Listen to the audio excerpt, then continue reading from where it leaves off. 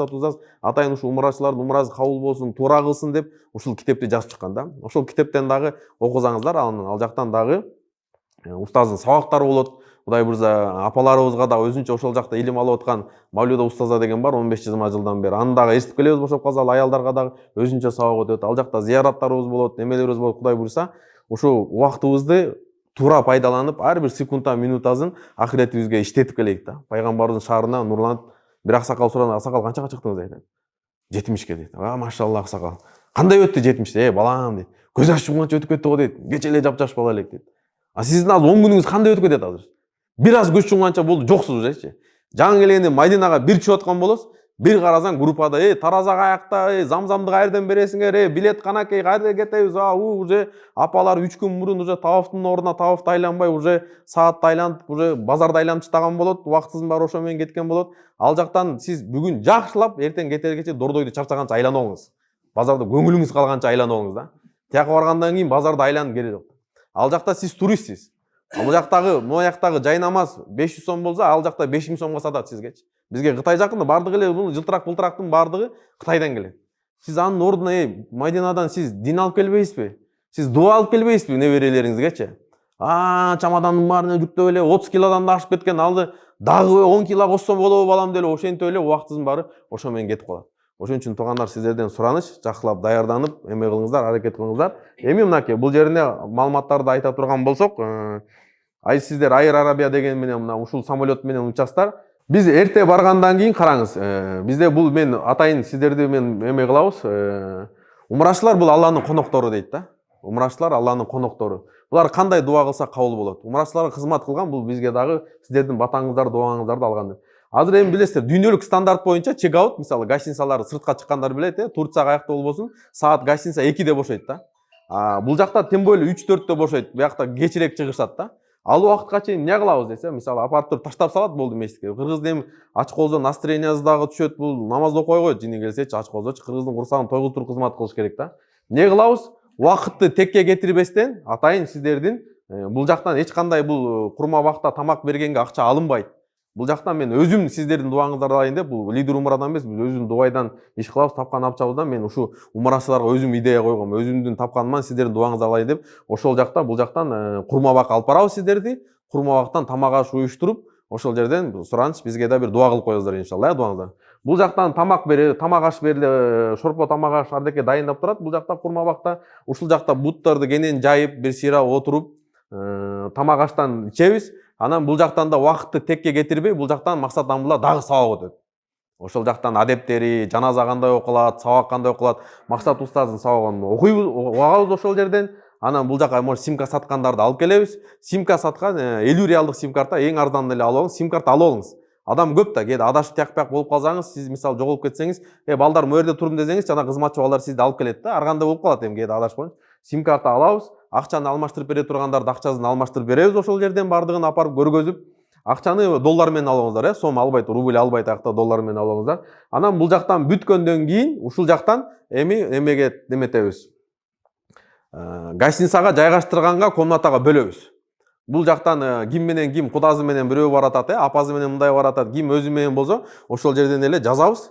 Биринчи ошол жерден мынакей апаларды жазып, ызы-чуу кылбай, кээбилер, меники качан келет, мындай эмес. Биринчи апаларды бөлүштүрөбүз, 4-4, анан кийин аталарды бөлүштүрөбүз дагы, гостиницага алып барабыз. Комфорт плюс деген мынакей, комфорт плюс деген гостиница, бул гостиница мен өзүм муну 1 жыл переговор жүргүзчү алганбыз да. Бул гостиница меникиге жакын гостиница, жаңы гостиница, кээбилер болот. Жакын гостиница болот, жакын гостиница, бирок ичи өлүп калган да. Өлүп калганда эмне кандай, жөгөй жатып берет. Просто жана пакистанецтер жатып кеткенде мындай болгондон кийин сиз жытына чыдабайсыз. Экинчи сизге тамагы туура келбейт да. Сиз азыр умра менен канча менен кетип барасыз, билбейм, 1400 1500 канча менен. 1000 доллар менен деле умрага кетсеңиз болот. 900 долларлык деле эме бар да. Биз башында жаңы ачылган андай деле кылып көргөнбүз. Бирок эми кыргыз эли таанып калат, бизде билесиздер, соцсетте барыңыздар көрсөңүз бизден мындай биздин немеге туура келбейт экен да. Сөз келип туруп мага тиет экен да. Келгенден кийин сүйлөгөн сөзүңөр башка, ишиңер башка экен. Ошондон биз айтканбыз, мейли. Биз эң азырагын алып барайык, бир качественный, сапаттуу алып барайык. Гостиница деген бул жакта деген не только жакындыгы, жаңызы каралбайт. Бул жакта деген ресепшн бар, бул жакта сервис бар, мисалычы күндө полотенце алмаштыра турганы бар, комнатаны жыйнап кете тургандары бар. Кээ бир гостиницалар бар, 5 күндө эмесин алмаштырбайт. Андайларды көргөнбүз. Шейшебин алмаштырмай жок. ушу элементарно ажатканага кагаз койбойт да. Ошону өзүбүз базардан сатып келип жүргөн күндөрүбүз болгон да. Аны ошону токтот кой деди. Ошон үчүн бул гостиница эң ыңгайлашканы, жакшы тандаганбыз. Апалар дагы жаңы келгенде эми түс мечитке барат болду, түс барат, түс келет болду. Анакта гостиницалар бар, биягынан айланып, тиягынан чыгып, бияктан көргөзчү 3 күн бою ушу убактыбыз майдана 3 күн эле болобуз. Ушу апаларды издеп жүрүп өтүп кетебиз да, аксакалдардычы. Буну болду, сиз чыгасыз дагы түс биз апарып көргөзүп келебиз. 5 мал намазга сиз уже азан айтып, комат боло электе жетип каласыз ужечи. Эми 5 мал намазды мечитке окуганга аракет кылыш керек. Мен таң калам. 1000 километр ушунча барып туруп, анан 1 километр калганда ушу мечитке чыкпай жатып алат да. Бунун километри канча? 170 метрби? Бул совсем эле жакын. Рауза ушунун гостиницанын жанында. Жаннатул Бакый ушул гостиницанын жанында да. Анан кийин бул немеси дагы дүйнөлүк стандарттагы, мисалы кээ бир билесиз, жылдызчаларды гостиница 4 жылдыз деп койгон, 1 жылдызда турбайт да. Бул дүйнөлүк стандарттагы гостиница, өзү интернеттен да жазып көрсөңүздөр болот, өзүңүздөр сайттан карапчы, действительно ошондойбу депчи. Ошон үчүн гостиницанын мынакей бардыгын ачып көргөзөм, ошол жака бардыгыңыздар жайгашасыздар. Апаларды ошолго жайгашып, анан балдар сиздерге Wi-Fi'дин баарыңыздар кошуп берет, интернет ошол балдар дайындап берет, ошол жактан апаларды киргизебиз, чамазандарын киргизебиз, мына Main деген гостиница. Андан кийин жылдырыңыз. Андан кийин тамак аш. Тамак ашты эртең мененки бул жакта билесиздер шведский стол да, шведский стол. Эртең менен саат 6-дан 9:30га чейин. Ушул убакытта любой момент кире бересиз. Кааласаңыз 2 жолу кирип чыккыңыз, кирип чыгып кыскасы 9:30га чейин жей бересиз. Эртең менен канчадан экен? 6-дан 9:30га чейин. Кечинде дагы 6-дан 9:30га чейин. Эми жаңы ачылганда кирсеңиз, конечно, эми болот. Жаңы болот, бардык адам аз болот мындайчы. Ортосунда кирсеңиз көп болот. Убакыттарды карап өзүңүздөр кире бересиздер. Эртерээк кирсеңиздер жакшыраак болот негизи, Андан кийин аз токтой тур. Бул жакта анан бизде карабайсызбы, бизде постоянно зыяраттар болот, автобустар менен мындай дагы эстегенде айтып коеюн. Апалар, телефондорду, аталар, телефондорду жакшылап өзүңүздөр менен алып жүрүңүздөр. Компания жоопкерчилик бербейт. Паспортун жоготуп алгандар толтура. Паспортун жоготуп алып, посольстводон барып жазат кел, ушундайлар дагы концерттер болгонбуз да. Бул бардык тажрыйба менен топтолот экен да, бардык анча биз 5 жыл болду ачылганыбызга. Ошон үчүн баргандан кийин загран паспорту болду. Чамаданга эле салып коюңуз тиякачы, чоң чамаданга. Догу сумкаңызга бул жөн эле ушу телефон, акча-пакчаңызды салыңыз дагы, загранды кетерде бир алып чыкыңыз болду. Бул жака неме кылып коюңуз. Анан автобустан отурганда инсан экенибизди унутуп коет. Постоянно 1-2 айфон жоголот. Мен телефонум калып калыптыр мындай. Автобустан сизди эч ким шаштырбайт. Биз Майданадан зыяраттарга отурабыз, тияка отурабыз, поездга чейин. Жакшылап автобус ушуну эстип алыңыз. Жакшылап автобуста отурганда постоянно телефонуңузду текшерип коюңуз. Телефон турабы? Так, паспорт турабы? Всё, ордуна бар, нормально, всё нормально. Анан сизден кийин автобуска ким отурат билбейбиз да. Айтат го, сен өзүң саманаңа сак бол, бир кошунаңды уру тутпа дейт го. Жоготуп ал, анан бардыгынан көрүп чыгасыз. Анан группанын арасын уруп чыгасыз, анан тигини уру кыласыз, муну кыласыз, анан сооп табам деп анан күнөөгө батып келесиз да. Ошон үчүн телефондорго, немелерге этият болуңуздар. Анан зыярат күнү биз программаны сиздерге беребиз. Эртең менен зыярат боло турган жактар бар. Ошол күнү тамактарга эрте кириңиздер, Зыяратка чыга турган күндөрүчү. 6-да ачылганда 5:50 эле ачылып калат, барып эртерээк кийип, саат 7-де зыярат десе, 7-де түшүп калыш керек болот да. Бири-бирибиздин акыбызга кирбейик, биз группабызда. Мынакей Кыргызстандан көрүшпөй жүрүп, ошо ыйык жерде чогуу барат экенбиз, тагдырга жазып коюп, насип кылыпчы. Келгенден кийин канчалар менен кудалар болуп, тойлорунда бир тууган болуп кеткенде толтурабыз буяктачы. Кийинде ушундай болуп калабыз азыр. Баргандан кийин баарыбыз бири-бири менен дос болуп, тууган болуп, кийин бири-бири менен кыйбай кетерде кучакташып, ыйлап, ушундай немелер болот. Ушундай бир жамаат болоюк, ушундай бизге Алланын мээрими төгүлүп тура турганчы ушундай. Ошон үчүн кээ бирлер 7-де чыккыла десе, 80 жаштагы апалар 6:50-де автобуста отурган болот, тиги жаш бала жаңы душка чыгып аткан болот да. Аны 80 адам күтүп турбаш керек да. Ошон үчүн 7-де деп айтылды, 7-де автобус кетип калса таарынбаш керек. Мен калып калдым, кичине күтө туруп айтпайм, мындай эмес. Айтылган убакытта чыккыңыздар да. Зыяратка мынчада чыккыла дегенде чыгыш керек. Автобусту көп тургузбайт. Анткени бул мечитке жакын жерде да гостиницачы. Бул жака көп автобус койбойт. Нар жакта алыстагыларга кое берет. Буга койдуртпайт да. Ошон үчүн сиздер айткан убакытта чыккыңыздар. Бул жактан жылдыр дагы. Бул жакта андан кийин бияктагыларды дагы немеге жайгашкандан кийин бул жакта апаларды өзүнчө, эмелерди өзүнчө кылып туруп, кечинде жайгашабыз да. Апалар сиздер намазды, асырды эмеден эле окусаңыздар болот, гостиницадан элечи. Бир уктап эз алып алгандан кийин, максаттан була сиздер мечиттердин баардыгы менен, мечит могу жерде, гостиница бул жерде. Баардыгы менен тааныштырып келет. Анан могу жашыл куполо турбайбы? Ушул жерде пайгамбарыбыздын кабыры ушул жерде.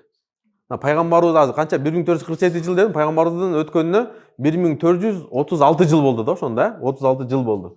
Пайгамбарыбыз Майдинага келгенден баштап хижри жыл ошо менен башталат да. Эми караңыз, пайгамбарыбыз 53 жашка чейин Меккеде жашады, андан кийин 11 жыл Майдинада жашады. Ошол 23 жылдын ичинде Куран түшүп турду. Сиз эми ушул Куран түшкөн шаарга келдиңиз да. Пайгамбарыбыздын кабыры коюлган жерге келдиңиз. Ушул жерде айтат, бул жакта мечиттин артыкчылыгы, азыр Палестинаны талашып атпайбызбы, жана дуа кылып атабыз. Ошол Палестинада окулган намаз 500 намазга жүрөт дейт. Бир намазды окусаңыз 500гө. Мадина менин мечитимде дейт. Мен Мадина мунаварда окулган намаз канчага жүрөт? 1000ге жүрөт. Маккада окулган намаз канчага жүрөт? 100 миңге жүрөт да. Эми караңыз, пайгамбарыбыздын кабыры ушул жерде, эркектерди баардыгын сиздер ушул жакка апарабыз. Ушул жактан салам. Сиздер айттыңыз, салам айтып коюп, интип коюп, тигинтип коюп, Сиз эми кээ арабча китептен окуп, жаттап мындай кылат. Аллах Таала сизди любой тилди түшүнө алат да, өзү жараткан, өзү билет дагы сизди кандай экенинчи. Кыргызча эле, я Расулалла, мен сиздин татыктуу үмөтүңүз боло албадым.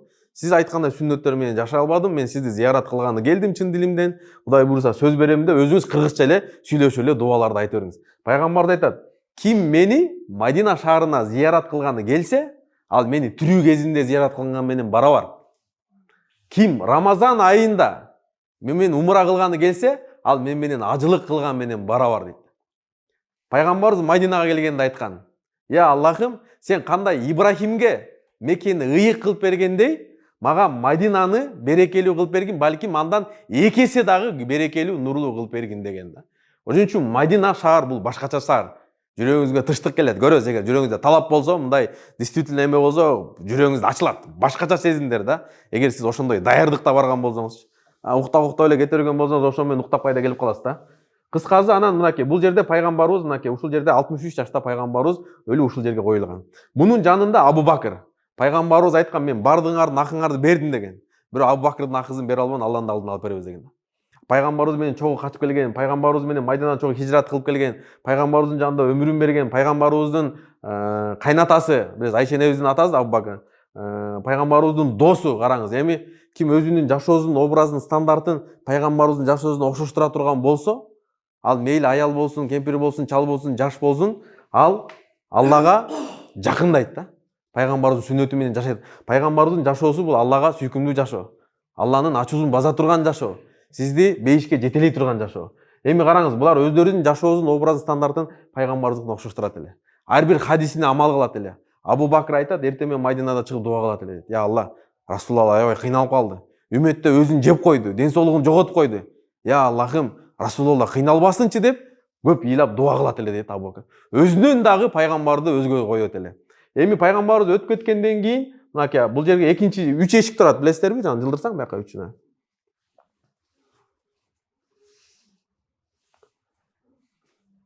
Мынакей, могу карабайсызбы? Муяктан мындай кыласыз да. Монда эшик турат, биз могу жактан кетебиз да. Могу жерден салам айтып кетебиз. Ассаламу алейкум я Расулалла, салам айтып өтөбүз да.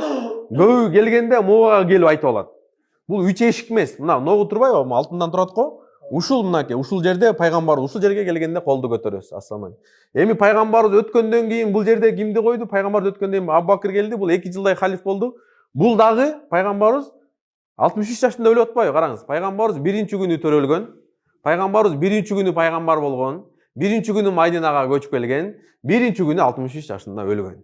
Андан кийин Абу Бакыр буяка келип атпайбы? Пайгамбарыбыз өткөндөн кийин халиф болуп атпайбы? Бул канча жашында өлгөн?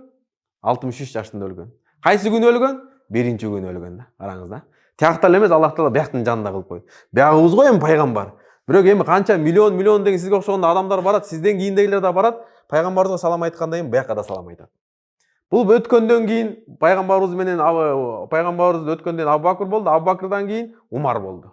Умар менен пайгамбарыбыздын ортосу 12 жашта экен. Пайгамбар 40 жашта пайгамбар болгондо, Умар 28 жашта экен.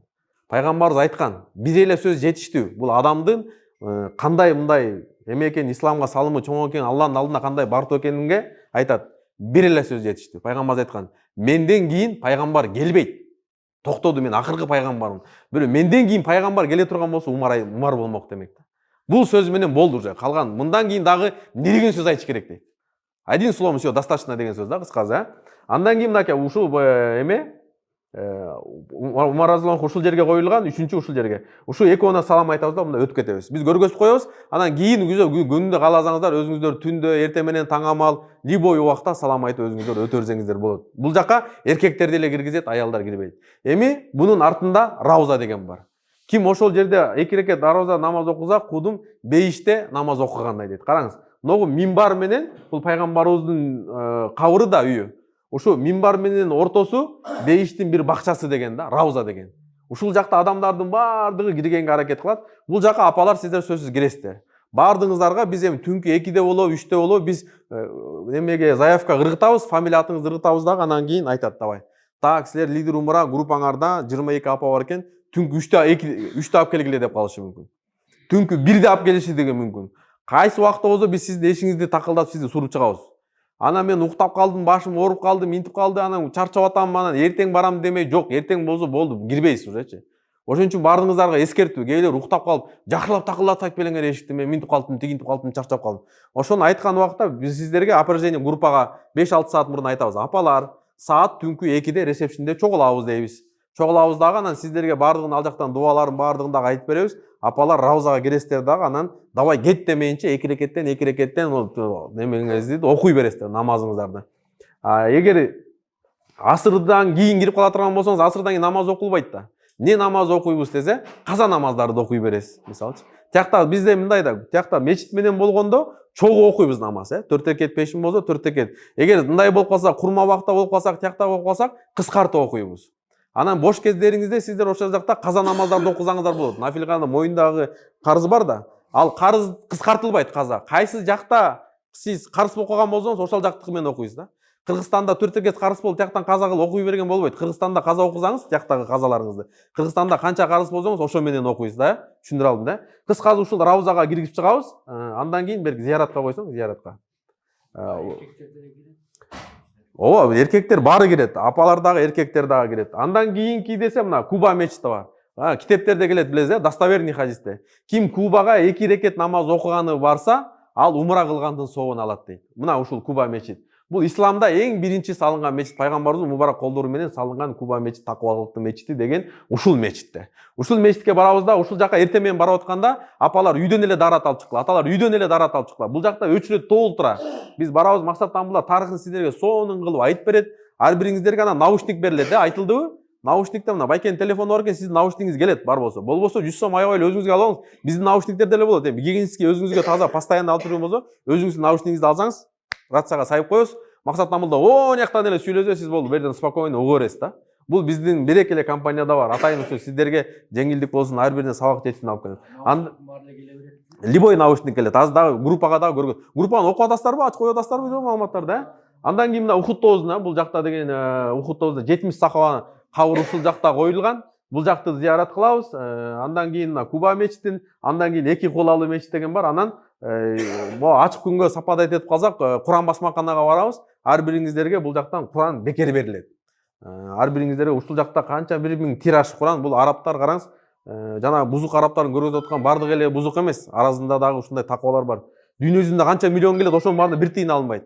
Бир китепти $1 эле эсептесеңиз канчадан. Ошол жака барабыз, басмаканаларын көргөзөбүз, бардын көрүп, баарыңыздар китеп алып туруп кайтабыз. Андан кийин бизде бул Комфорт Плюстун дагы бир өзгөчөлүгү, бул жакта биз быстрый поезд менен кетебиз. Поезддарга биз билеттерди сиздерге мисалы жайында эле алып койгонбуз да, азыр билеттердин баасы кымбат. Мурун биз автобустар менен барат элек 7 саат, 8 саат, ортодо апалар намазканага кирип кеткен, экөөсүн таап келсең, төртөө жок, төртөөсүн таап келсең, тиги атасын издеп кеткен. Ошентип 10 саатта жетет элек. Ушатаны бул жакта чарчап калгансың, түнкү саат бир 10-до барсаң деле гостиницага жайгаштырып, ключ таратмай менен 12-1 болот. Бирдеги чарчап калганда каякта умура бул уже. Араң базат да булчу. Аны еще 7 жол тиякта айланыш керек, сафаны айланыш керек. Ошон үчүн Комфорт Плюстун сиздин ушу ким балаңыз алып берди, ким Аллага шүгүр деш керек. Апамды эптеп эле бир умурага урдура берейин деп сизди мындай эмес, жакшысын, апамдын дуасын, ыраазычын алайын деп ушу балдарыңызга көбүрөөк дуа кылып коюңуз да. Эң жакшысы мынакей кыйналбасын деп. Поездга мынакей биз 3 күндөн кийин 3 күн Мадинада болобуз. Андан кийин поездга эртең менен биз саатын айтабыз, канчада 12ге чейин гостиницада сиздер бардыңыздар дайындап, ихрам кийип, мен кыскартып айтып атам. Тияктан дагы күндө сабак өтөбүз. 2 жол, 3 жолдон дагы сабактар болот. Поездга мындай быстрый поездга сумкалардын баардыгын дайындайбыз дагы, автобус менен поездга ар бириңиздерге билет берилет, анда көргөзүп берем тияктан. Ошол билет менен мондай кылып поездга отурабыз. Поезд менен отурабыз да 2 саатта жетип калабыз. Фук отурдук, кеттик болду, тарс депчи. Анан билеттер белгенде эми кимдин аялы менен бирөө билетти биз ар кандай кылып алабыз да группа мененчи. Кимдин аялы менен башка бир чужой отуруп калса, өзүңүздөр кел алмашып алайлы. Мен апам менен отуруп алайын, сиз бияк менен болоңуз, өзүңөр тияк бияк кылып бошотуп берип, мындай кылып отурабыз дагы. Анан кийин Максат Тамбулда дагы ушундай Алла ыраазы болсун. ушакта да жөн койбойт, кетип барат, бул жактан да сабак өтүп барат барганчачы. Эз алгандар эз алып, укпандар сабак өтүп барат дагы. Анан баргандан кийин жылдыр поезд менен барабыз, түшүндүрдүңүз, а? Анан мынакей дүйнө жүзүн боюнча 21 гостиница бар, Интерконтинентал дейт интернеттен. Ошолордун бири Боко деген гостиница, бул дагы 2023-жылы салынган. Бул жакта гостиница 24 саат бою автобус да каптайт, кааласаңыз жөө да барсаңыз болот. Бул Ибрахим Халил деген көчөдө мынакей. Бул деген 9 корпустан турат. Жаңы салган гостиница. Ошонун кайсы корпусуна түшөбүз билбейм, балким 5-сине, 4-сине. Аны Майдинадан дагы түшүндүрүп айтып берем. Бул гостиницада ар бириңиздерге чип берилет. Чип жок болсо иштебейт. Ошон үчүн чиптерди жоготпош керек да. Кээ бирлер мисалы башка бирөөлөр Максат Тамбулдагы сабагына катышайын деп келет, бирок чыга албайт байкуштар. Гостиницада чыгарбайт, киргизбейт да. А сиздерде мүмкүнчүлүк бар, ошон үчүн кээ бирлер Максат Тамбулдагы сабагына оң жактан бери кире албай байкуштар эптеп келгендер бар. Биздикилер болсо комнатада жата алат. Бирөө айтат баягыда Максат Тамбулдагы эме кылып койчу дейт. Инстаграмдан прямой кылып койчу, ошоктан көрүп турайын дейт. Өзү комнатаңызга келип сабак өтүп кетпейби дедим да. Ошон үчүн бул эми устаз менен бараткан, бул дагы өзүнчө бир чоң неамат да. Максат Тамбулда менен насип экен, тагдырыңызда жазылган экен ошондойчу. Ошого дагы шүгүрдеш керек да, бирчи караңыз. Мына бул жакта деле гостиница ошондой, 6дан немеге чейин. Бул жактагы тамак аш деле ошондой. Мынакей 24 саат бою автобус каттап турат, мындай болду, жөө басып барсаңыз болот. Анан кийин жылдыр анан Мекке шаарында зыяраттар бар. Бул жактагы кийин ажылык кылганда кандай кыласыз? Айша мечити каякта, Жабайл Нур, мынакей Мина өрөөнү, бул жактар боюнча дагы айтып беребиз сиздерге тияктан, зыяратта Максат Тамбулда өзү жетектеп жүрөт сиздерди. Бүттүк жакта айтып берет. Мына Айша мечит деген бар. Биринчи биз баргандан кийин, гостиницага түшкөндөн кийин сумкалардын баарын таштап, эрте жетебиз да. Эрте жетип, плюштарды таратып, курсакты тойгузуп, тамак аш ичип, куптан бүткөндөн кийин анан кийин умрага чыгабыз. Ал жактан дагы сабактарды мен кыскартып айтып атам, убакыт эме болуп калды. Ал жактан дагы сабактарды өтүп, бардыгын даярданып, умрага келип, умраларды кылабыз, плюштөрдү таратабыз. Анан эртеси күнү, эми жаңы келгенден кийин билбегендер бар да. Атайын биздин балдар бар, дагы сиздерди Мекке менен апарып тааныштырып чыгат. Бир жолу апарып каерден кирет, каяктан чыгат, кандай болот, эмне болот, бардыгын көргөзүп келгенден кийин 1-2 күндө сиз уже местный болуп каласыз өзүңүз. Уже апаңыз менен, аялыңыз менен, бала чакаңыздар менен өзүңүздөр барып келе бересиздер. Бир жолу умра кылдык да. Бир жолу эми караңыз. Апаларды айтпадыкпы жана, салам айтканга апалар киргизбейт депчи. Эми бул жактан апалар сиздер мына Кабага койсоң кайда? Дем ушундай деле мына. Могунун жанында только ихрам менен киргизет. Жана ихрам мененчи, андай жок, кире албайсыз да. Апалар сиздер любой момент кире берсеңиздер болот. Апаларды тоспойт. Эркектер кайда кире турган болсо ихрам менен кирет. Эми биринчи умраны сиз өзүңүз кылдыңыз да, туурабы? Биринчи умраны жакылап, башканын баарын менен алып таштап туруп, биринчи Кабаны көргөндө дуа кабыл болот дейт. Кабаны көргөндө айткыңыз, я Аллахым, мени дуасы кабыл кылгандардын катарына списогуна кошкой, мындайча айтканда. Болду, бардыгын кантып коюңуз. Анан кийин өзүңүз дуа кыла бересиз. Өзүңүз үчүн атаңызды, апаңыздан ар жак бер жакты бияка коюп туруңуз. Өзүңүз үчүн жакылап умра кыласыз. Анан умра кылып бүткөндөн кийин эртеси күнү мечит менен бардыгын тааныштырып келебиз. Анан 2 күн өткөндөн кийин компания экинчи жолу сиздерге бекер автобус коюп беребиз. Айша мечит деген бар. Ошол Айша мечитке барабыз дагы. Кайда жана Мадинадан келгенбиз го. Ошондой кылып туруп гостиницадан ихрамды кийип чыгабыз. Айша мечитке 2 рекет намаз окуйбуз, ал территорияда. Ошол жактан барып туруп, анан кайда экинчи жолу умраны кылабыз. Кайда группа менен, наушниктер менен экинчи. Эми аны атаңызга кыласызбы, ким туугандарыңызгабы, кимге кыла бересиз дагы. Анан кетерде дагы 3-чү жол дагы бир автобус коюп беребиз. Автобус коюп беребиз. 3 жол компания тараптан, 3 жол, 4 жол сиздерге бекер умра кылдырып беребиз. Биз өзүбүз компаниядан, өзүбүз жетектеп. Андан тышкары гостиницадан чыксаңыз, мен дагы көбүрөөк кылам десеңиз, гостиница сизди Айша мечитке 30 реалга, 40 реалга апарып келет. Машина менен 4-өңөр чыксаңар 10 реалдан берет, кийин барып келе берсеңиздер болот. Анан ал жакта дагы сый тамактай уюштурулат, ал жакта да сабактар болот, ал жакта да апара турган желебиз бар. Анча барын да айтпай турам, анан сюрприздер болот, Кудай бурда иншалла. Дагы эмне болду? Болдубу? Мынакей, анан бул жактагыларды Максат Тамбул айтып берет, кандай айланыш керек, кандай Сафа Марвада. Бул жакта көбүрөөк таваф кылыш керек да. Таваф деген мындай апа. Биз умра деген мындай караңыз. Кабаны 7 жолу айланабыз да. Анан Сафа Марва деген бар. Аны дагы 7 жол да. Бирөө баян сабактан укпай келбей калган да, уккан эмес да, ал жетөө дегенди угуп алган алчы. Мындайынан айланып таштаганда Сафа Марваны дагы 7 жол. Ал Сафа Марва мындай. Бардыңыз 1, келдиңиз 2, 3, 4, 5, 6, 7. Анан чыккандан кийин эркектер чачын кырдырат.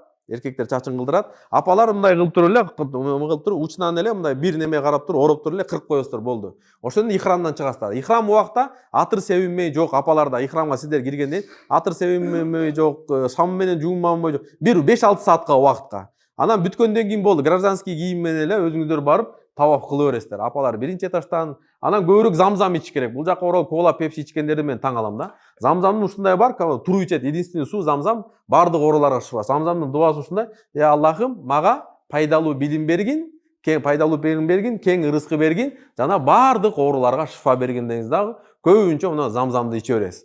Анан бул жактан сабак болот. Анан кийин биягында Мавлида устаза деген бар. Ал да келип сиздерге сабак өтөт. Кудай мырза, анан мекени кадырлоо деген программалар бар. Апаларга өзүнчө, дагы өзүнчө. Кыскасы, ар бир убакытты, секундту пайдаланып, туура мындай эме кылып эме кылганга Аллах Таала буларыбызга мүмкүнчүлүк берсин,